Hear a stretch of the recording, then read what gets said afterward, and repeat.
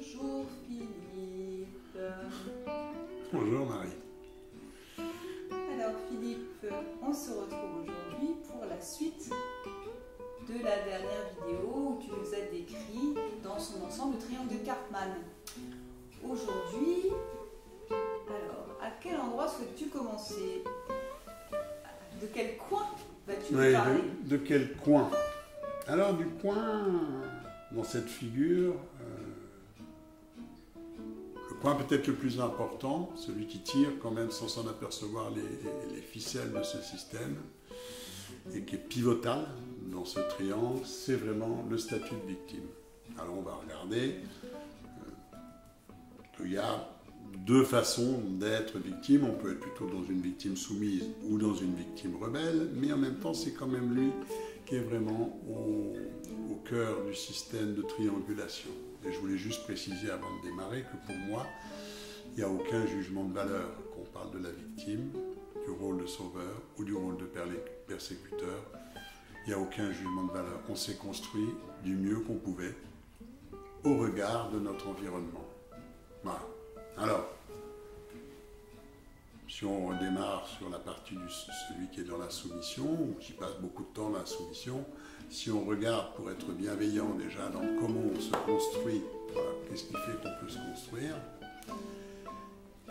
souvent c'est vraiment, il s'est développé rapidement un sentiment d'impuissance. Je ne suis pas capable, je ne peux pas le faire. Alors c'est sûr que si j'ai entendu « tu n'y arriveras jamais, t'es pas bon », ou alors que mes parents se sont toujours substitués à moi, au lieu de me laisser faire mes expériences, ont fait à ma place, c'est-à-dire qu'avaient des positions déjà de sauveur, alors bien évidemment que c'est plus simple au fond d'attendre des autres. Et concernant ce statut de victime, on va voir comment ce statut de victime va lui stimuler, mais vraiment stimuler très fort. Et souvent, on va le voir, mettons un exemple avec les deux parents, comme on en discutait tout à l'heure avant le tournage, comment ça peut se passer très très rapidement, puisque je vais avoir des réponses positives. Si je me positionne en victime, alors je vais avoir des réponses positives.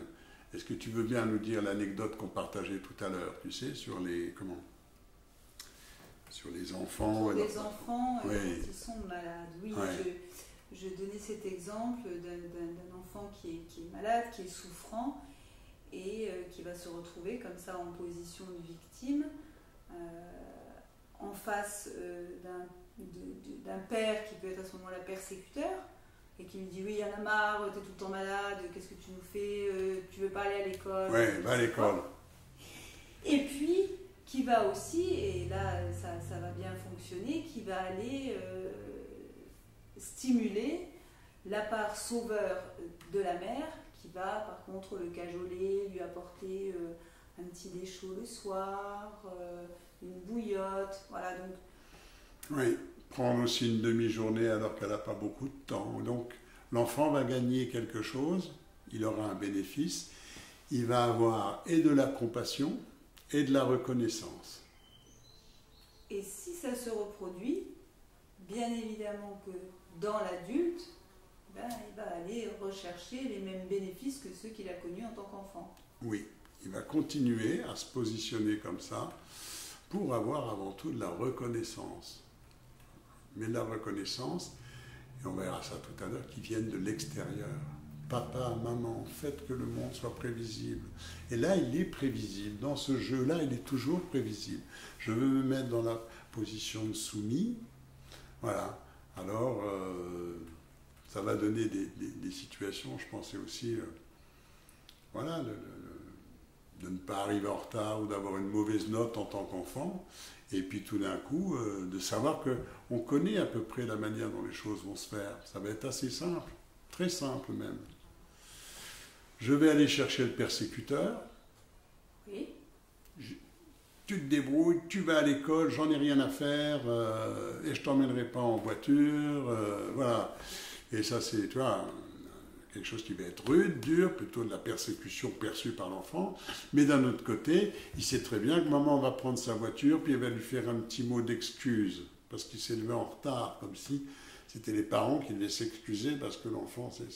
Donc, autant de comportements qui ont été bénéfiques et qui nous installent tous, quand même, alors plus ou moins, on verra, dans un statut de victime plutôt confortable. Voilà. Et donc, effectivement, la victime va stimuler chez ses interlocuteurs le côté sauveur, le côté persécuteur, et on est dans un triangle dramatique, pour ne rien te cacher. Maintenant, et je me souviendrai toute ma vie, clin d'œil à lui d'ailleurs, à notre prof qu'on avait, toi et moi, Marie, qui était notre prof, qui nous a initiés, bien sûr, à l'analyse transactionnelle, mais qui était aussi notre prof de psychopatho. Est-ce que tu te souviens de ce qu'il disait? Ah oui. Ben oui. Alors, il disait une phrase qui est quand même extrêmement puissante. Hein. On ne quitte pas à la légère les bénéfices colossaux du statut de victime. Ça veut dire que s'installer aussi quelquefois dans un statut de victime, ça peut être confortable, les autres s'occupent de moi, les gens qui sont malades, comme ça je vais à l'infirmerie, et puis il y a une dame qui est gentille avec moi, et puis je vais à l'hôpital, les gens s'occupent de moi, donc j'attire l'attention vers moi. Alors ça peut être par la maladie, ça peut être par d'autres choses, et en même temps, j'existe. Ça veut dire que j'ai trouvé une façon d'exister dans ma plainte et aussi dans mon statut de victime. Bon, alors, après, victime, sauveur, persécuteur, vous l'avez compris, personne n'est complètement victime, complètement sauveur, complètement persécuteur. Parce que si je prends juste le statut de la victime, quand vous vivez avec quelqu'un pendant 20 ans qui est dans un statut de victime, ça fait 20 ans qu'il persécute tout le monde. Et qui rend les autres victimes de sa propre posture. Donc, c'est pas aussi, il y aurait les gentils, les méchants. C'est un jeu à l'intérieur duquel on verra comment en sortir, mais on n'est plus du tout ajusté, puisqu'il vient stimuler des parts de nous, par la part persécuteur, la part sauveur, voilà, et que ça demande de bien comprendre le mécanisme pour pouvoir en sortir. Je dis toujours, voilà, comprendre, c'est déjà une belle première étape, puisque je comprends le mécanisme. Si je suis dans la nuit qui fait noir et que j'ai le pied dans un piège, j'ai mal, mais je ne peux pas en sortir. S'il y a de la lumière, je peux regarder le mécanisme. Tiens, je peux tirer là-dessus, je peux faire comme si. Voilà, et là, je vais pouvoir intervenir sur un mécanisme quand je commence à comprendre le mécanisme. Alors, 2 niveaux d'alerte quand même, parce que si on passe beaucoup de temps dans cette partie victime, il arrive un moment où, quand on y passe beaucoup de temps, on va avoir des symptômes physiques, des migraines, des insomnies, des somatisations. C'est le premier niveau d'alerte. Mais en même temps, comme je vais chercher, y compris chez le sauveur, à un moment l'agressivité, parce que le sauveur, comme je ne lui donne pas des fois la possibilité de me sauver, je reste dans ma plainte, ça va commencer à l'énerver, il risque de devenir persécuteur, et le persécuteur va devenir avec moi agressif, et on risque l'échelle du dessus. Agressivité, agressivité, agressivité, et tout d'un coup, violence, à mon endroit. Là, il est grand temps, de prendre les mesures, c'est des violences physiques, je prends l'exemple, mais de prendre des mesures. Il y a quelque chose à faire, et là, dans l'urgence, il y a de la violence physique. Mais il y a quand même des symptômes. Alors, pour les gens que j'accompagne, on disait tout à l'heure, il y a effectivement des gens qui sont plutôt la version soumise, c'est-à-dire qui sont plutôt victimes, version soumise, version rebelle. Alors pour les gens qui sont en version soumise, ils sont soumis. Ça veut dire que quelques propositions qu'on puisse leur faire, ou pistes qu'on leur suggère, ils vont la prendre tout de suite. Ils vont dire, d'accord, oui, d'accord, oui. Et en même temps, c'est un oui qui va souvent se traduire par mais je le fais pas. Bon, mais ça va se traduire comme ça, oui, mais je le fais pas. Et quand on accompagne quelqu'un qui est dans sa part soumise, mais qui est plutôt une part soumise, une part qui est plutôt dans le rebelle, donc la part victime, mais dans le rebelle, alors là, on va avoir, et ça vous parle peut-être à chacun d'entre vous, on va avoir quelqu'un où on va stimuler notre côté sauveur, on va essayer de lui proposer des solutions, tu pourrais faire ci, et là, vous allez avoir quelqu'un qui va mettre une énergie folle à renvoyer du revers de la main tout ce que vous proposez, en vous disant non, ça c'est pas possible, ça c'est pas ok, ça je peux pas, ça c'est machin. Et là, vous allez vous essouffler dans le rôle du sauveur qu'on verra une autre fois. Parce qu'il est plutôt dans la part rebelle. Je suis en fond de cours, là, et hop, je vois les balles de thé. J'en veux pas, j'en veux pas. Donc, je disqualifie toutes les propositions qu'on peut me faire. Ce qui montre que, première chose, pour arrêter ce statut de victime, il faut arrêter de faire des propositions. Voilà. Alors, comment on sort de ce statut? Assez rapidement, bien sûr, parce que peut-être que ça demande, quand c'est vraiment une part qui prend beaucoup de place, de faire un travail de développement personnel. J'en suis persuadé. Et en même temps, je vais vous donner quelques pistes. La première, c'est d'apprendre à dire « je ». D'arrêter d'exister à travers le persécuteur, à travers le sauveur. De dire « je ». Alors, c'est déjà une sacrée transformation. Je dis dire « je », c'est exister. Vous voyez, je me mets dans une certaine verticalité et je dis « je ». J'existe. Voilà mon opinion. Je me mets devant une caméra. Je dis « je » et j'accepte d'exister. Vous voyez, c'est pas si évident que ça. Avec les risques que ça implique. Hein. Tu cites souvent la métaphore du bateau qui quitte le port. Ben oui, dès que le bateau quitte le port, tant qu'il ne bouge pas, qu'il est dans l'immobilisme, en fond de cours, comme on dirait en tennis, il ne se passe rien. Mais alors, une fois que je vais dire « je » et que je sors du port, eh oui, je vais avoir la moitié de l'eau à droite, la moitié de l'eau à gauche, des gens qui vont apprécier, des gens qui ne vont pas m'apprécier, je vais devoir exister en disant « je ». Ça paraît simple, c'est comme ça, mais c'est pas ça. La deuxième chose, on en revient à ce que je vous avais évoqué, qu'on appelle le cadre de référence. Arrêtez d'être dans un cadre de référence externe par rapport au sauveur. J'existe et je fais des choses. Tu disais, ben, je suis malade parce que je sais que le sauveur va me sauver, que le persécuteur va m'engueuler, mais c'est pas grave. Je nourris mon statut. Et je reste à cet endroit-là, je n'ai pas de compétences, je ne peux pas m'en sortir, je suis trop petit, je suis trop faible, voilà. Quelle que soit la manière dont ça se décline quand on est grand, il y a des tas de façons. Il n'y a pas d'âge pour être dans le statut de victime. Et puis, dans ce travail personnel, voilà, il y a un travail à faire pour que l'estime, l'approbation, ce ne soit pas une estime ou une approbation des autres, mais de soi. C'est-à-dire remettre à l'intérieur la capacité à savoir qu'est-ce qui est bon pour moi, comment je peux m'estimer, m'apprécier moi, et avoir moins besoin de tirer sur ces ficelles du jeu psychologique.